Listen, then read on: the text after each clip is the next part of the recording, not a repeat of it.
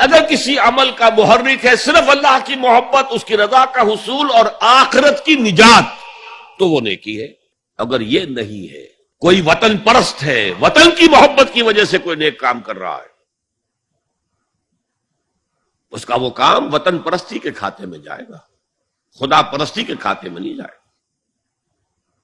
کوئی قوم پرست ہے، اپنے قوم کی محبت میں کچھ کر رہا ہے، تو اس کا وہ نیک کام قوم پرستی کے کھاتے میں جمع ہوگا، خدا کی پرستش کے لیے نہیں۔ یہ ہے موٹیو کا فرق، اور یہ ہے موٹیو کی اہمیت، اور اس کا تعلق ہے ایمان باللہ اور ایمان بالآخرہ سے۔ ایک حدیث میں حضور نے فرمایا کہ قیامت کے دن سب سے پہلے 3 اشخاص کا معاملہ پیش ہوگا۔ ایک وہ تھا کہ جو اللہ کی راہ میں جنگ کرتا ہوا مارا گیا تھا، دنیا میں شہید سمجھا جا رہا تھا۔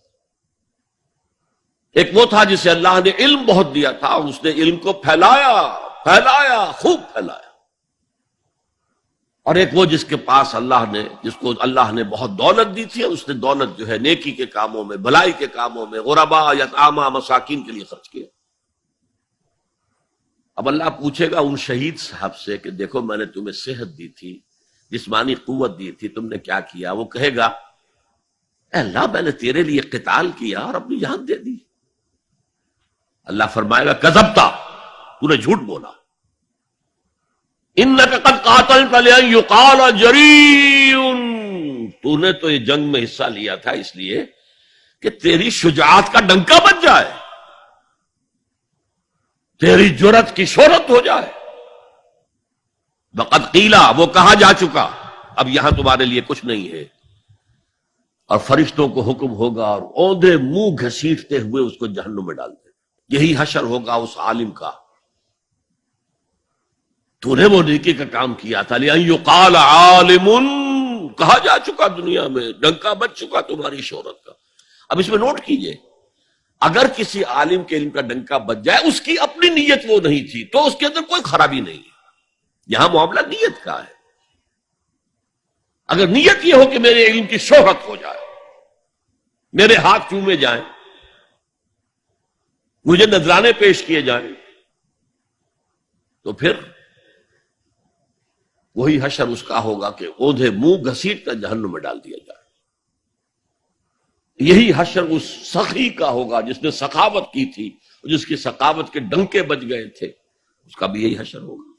تو انما الاعمال بالنیات، اور یہاں نیکی کی بحث میں سب سے پہلے ولکن البر بر من آمن باللہ والیوم الآخر۔ اب جو والملائکۃ والکتاب والنبیین، ان تینوں کو جمع کر لیجئے، اس سے مراد ہے نبوت اور رسالت۔ ملائکہ وحی کا ذریعہ ہیں جو انبیاء تک لے کر آتے رہے، اس وحی کا جو ریکارڈ مرتب ہوا وہ کتابیں ہیں، اور جن پر وہ وحی آئی وہ نبی ہیں۔ ان تینوں کو جمع کر لیجئے، رسالت، ایمان باللہ، ایمان بالآخرہ، اور ایمان بالرسالت۔ اب اس کا تعلق کیا ہے نیکی کے ساتھ؟ یہ ذرا گہری بات ہے۔ دیکھیے نیکی کا جذبہ بھی، جو انسان کے پیشنز ہوتے ہیں وہ اندھے بہرے ہوتے ہیں، پیشنز، جذبات۔ نیکی بھی ایک جذبہ ہے،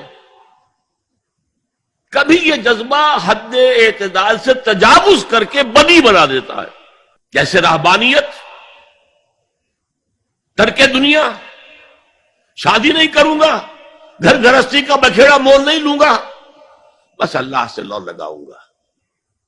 ظاہر بات ہے جس نے بھی فیصلہ کیا نیکی کے جذبے کے تحت کیا نا، لیکن اس کا جو نتیجہ نکلا اکثر و بیشتر پھر حرام کاری ہوئی۔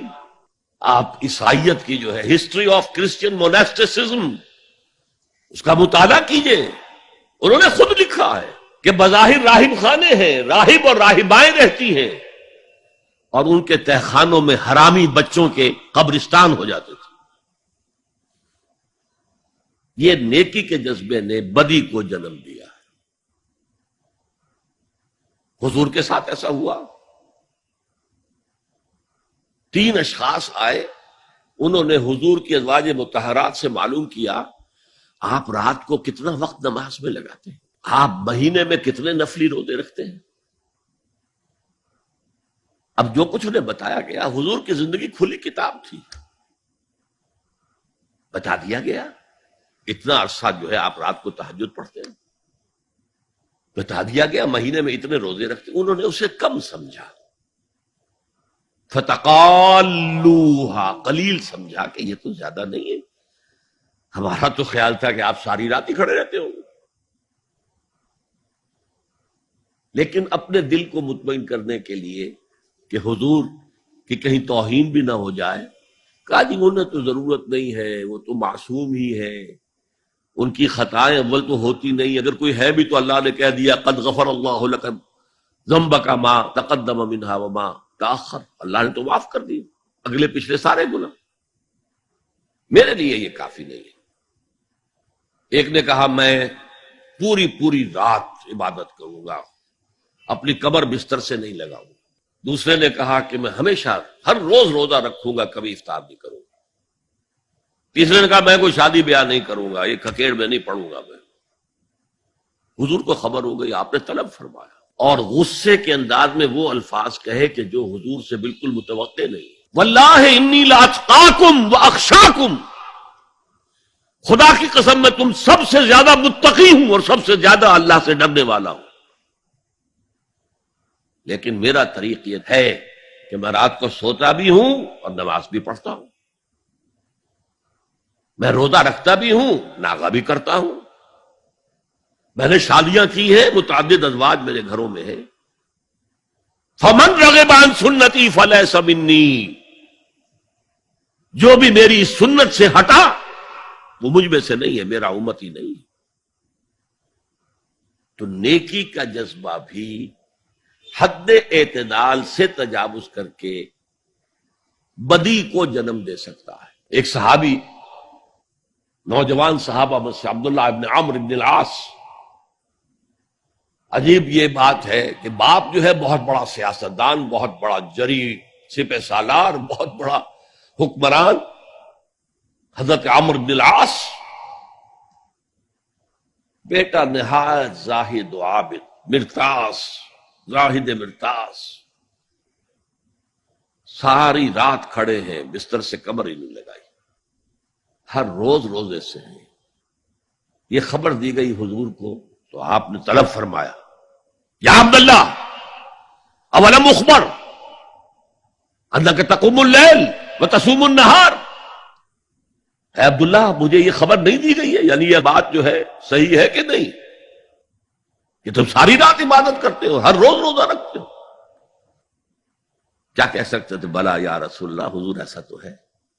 فرمایا لا تفعل، ہرگز ایسا مت کرو، فإن لزوجك عليك حقا وإن لزورك عليك حقا إن لنفسك عليك حقا، تمہارے نفس کے بھی تم پر حقوق ہے، تمہارے بیوی کے بھی تم پر حقوق ہے۔ ان کی زوجہ سے کسی نے پوچھا تھا تم ہمیشہ میلی کچیلی رہتی ہو، کبھی ہم نے تمہیں کسی اچھے لباس میں، کسی کوئی جسے سنگھار کہہ دیتے کہ یہ میں نے دیکھا، تو ان کا کہ مجھے کیا غرض ہے، تمہارے بھائی کو تو مجھ سے کوئی غرض ہے ہی نہیں، میں کس کے لیے بناؤ سنگھار کروں؟ یہ بھی الفاظ آتے ہیں۔ فرمایا ہرگز مت کرو، میں تو کرتا ہوں، میں روزے بھی رکھتا ہوں لیکن نہیں بھی رکھتا، میں نماز پڑھتا ہوں لیکن سوتا بھی ہوں، میری بیویاں ہیں متعدد، تو میری سنت اگر تم نے چھوڑ دی تو تمہارا مجھ سے کوئی تعلق نہیں ہوگا۔ اس کا مطلب کیا ہوا؟ تو سم اپ، نیکی کا ایک ماڈل بھی سامنے رہنا چاہیے جس میں توازن ہو، اعتدال۔ انبیاء وہ توازن پیش کرتے ہیں اپنے کردار اور شخصیت کے ذریعے سے۔